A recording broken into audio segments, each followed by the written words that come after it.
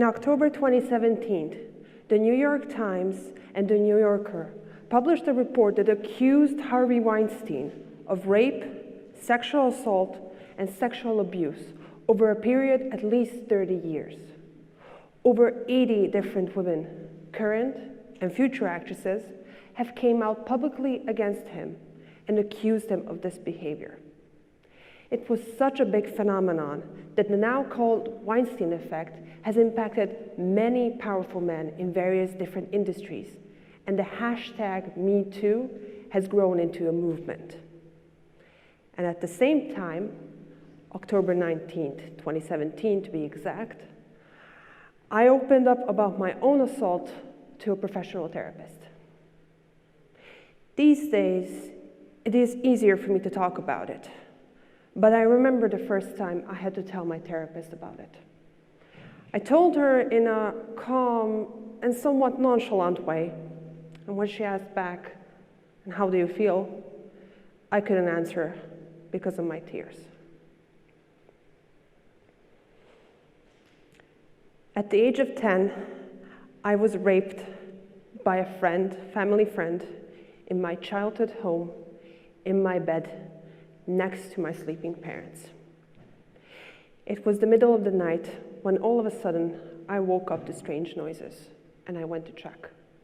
In the kitchen, there was a man who was my mom's friend at the time, standing next to the kitchen counter and eating my favorite food of all time, mashed potatoes. I ignored him, went to the bathroom, and back to bed. Not even 5 minutes passed when he entered into my room wearing nothing but boxers and got into bed next to me. I don't know what happened after that, nor can I tell you how he looked, but there's two things I remember: me saying no and the pain I felt while being silenced throughout the whole ordeal.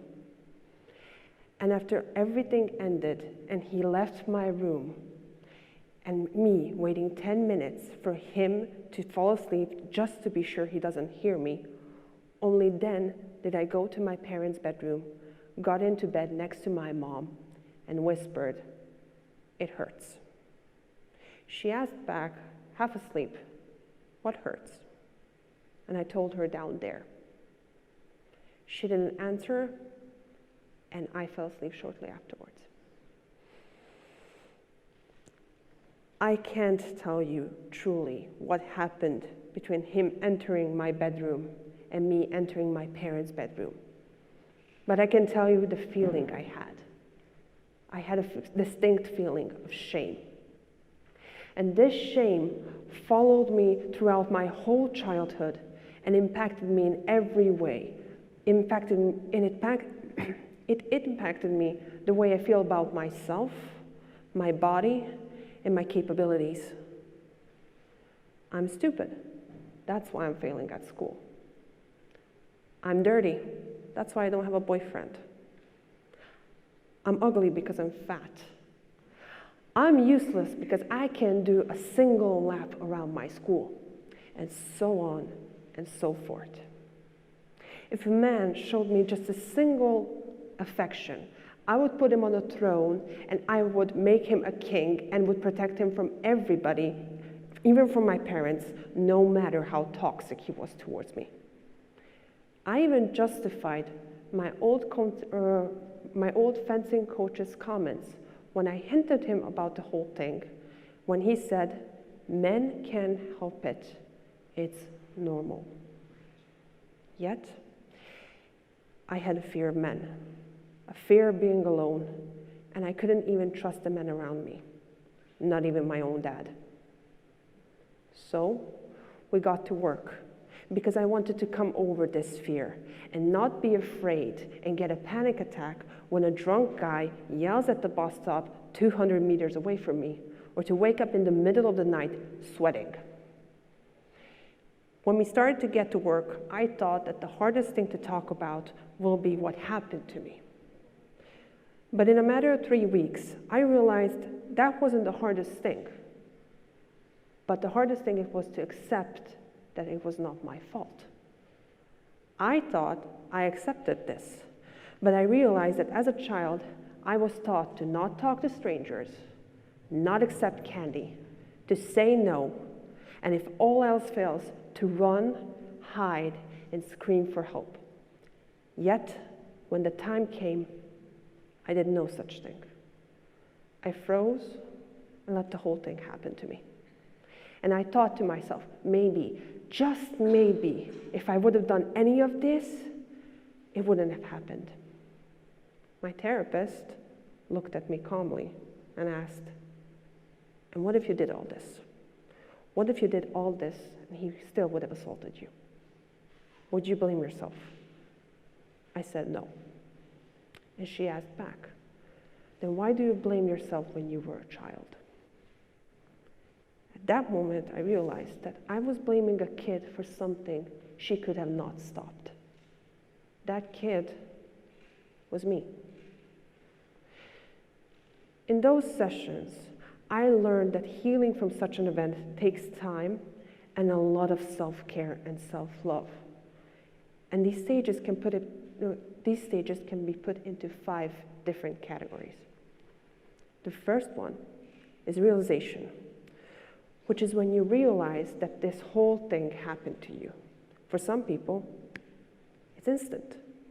But for me, it took 12 years.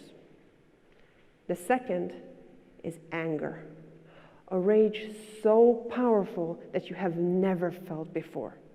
You are angry at him. You are angry at the world. You are angry at the universe, at the people, and you are angry at yourself. You are very angry at yourself. The third stage is grief. Grief about what happened to you. Grief about what he did to you. What he took from you that was not his and used it as some sort of a toothpick and thrown it out. The fourth is acceptance.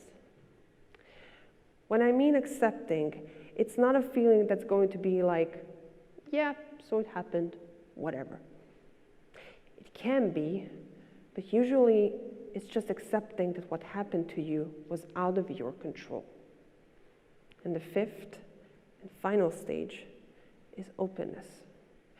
Being open about the whole situation does not only open you up to people and their criticism, but shows you a different side you did not know about. I'm still at this stage. And to be able to stand here in front of all of you and tell you my story is something I'm very proud of. Because it wasn't a full year ago when I told my parents what happened to me. I didn't tell them after, and I never brought it up because I forgot. But when I remembered, I told them. And they were devastated. Not because I didn't tell them, but because they were there next to me and they couldn't help. After that came a Speaking 101 class, where I chose this topic deliberately and I talked to 20 classmates of mine in class. And now, here I am on this stage talking to you. But you are not me. And you are under no obligation or any sort of pressure to do this. Understand that if you have been a victim, you don't have to stand in front of a crowd to accept yourself to be a victim. The moment you decide that you don't want to be a victim, you want to work and you want to heal, is the moment you become a survivor. And if you are not proud of yourself for doing that, know that I am. It's becoming a cliche to say this, but sometimes it really needs to be said. Please, if you have been assaulted, speak up. You can say it out loud, or you can talk to anybody you trust. It can be a parent, a partner, a best friend, an ex-partner, a psychologist, a school therapist. Know that they will understand you and be next to you. Because this is a journey, believe me, you do not want to do it alone. It will be painful. It will be hard. But it's going to be worth it in the end. But what about you who never experienced such a thing? What about you who became that trusted person they opened up to? It can be hard to listen to, and you might have even questions you want to ask them. Because sometimes, still, to this day, people want to blame the victim instead of the perpetrator.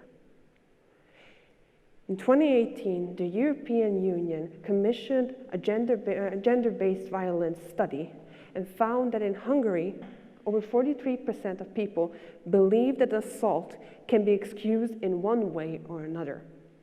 Here are some of the examples. Voluntarily going home with somebody after a party, 26%.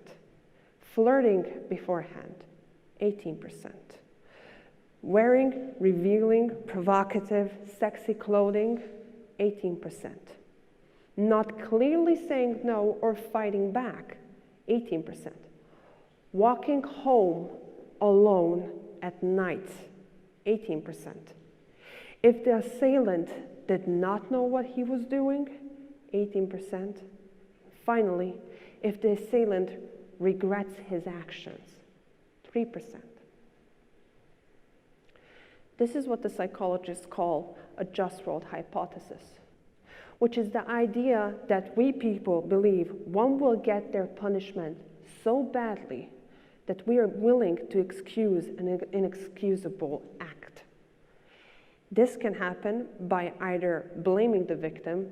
What did you wear? Did you drink? Did you go alone? Did you go home with him?